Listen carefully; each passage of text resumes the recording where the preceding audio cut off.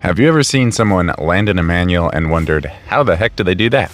Or maybe you've even done it a few times, but you can't quite replicate it consistently. This is something that's actually pretty easy once you understand the fundamentals, and the fundamentals are something that I haven't really seen talked about that much, so that's what I'm going to do for you today. The first step to landing in a manual is finding a jump that you can easily clear that has a section that you can manual immediately after it. Once you've identified the jump, practice manualing the section right after it a few times.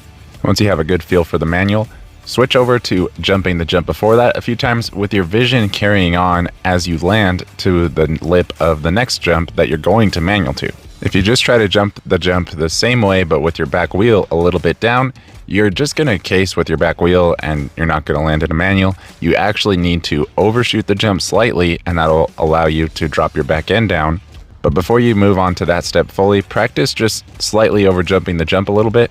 And also try to practice pulling up really evenly on the handlebars. Don't get too steezy, don't be turning your bars, because that's just going to make the manual harder to balance.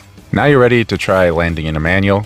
Keep in mind that you're going to need to go either a little bit faster or pull up a little bit harder to get a little bit further, which will allow you to drop the back end down. As you land in your manual, the main difference is on a normal manual, you can initiate the manual by extending your legs from a bent position, where in this, you're going to be landing with your legs already pretty extended.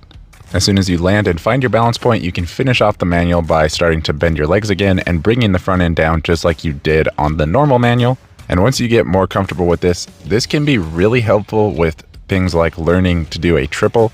Sometimes you're doubling a triple and you feel like, I could probably jump the whole thing.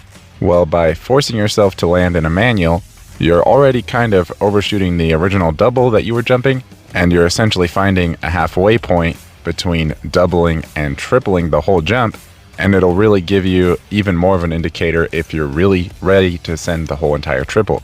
Lastly, I would just caution that as you're learning this, it's always better to err on the side of not having your front wheel high enough, because it's a lot easier to recover from a bonk on the manual than to having your front wheel way too high. You're pretty much just going to loop out. So as you're finding that balance point, maybe start with the front wheel a little bit too low and work your way back until you find the right spot.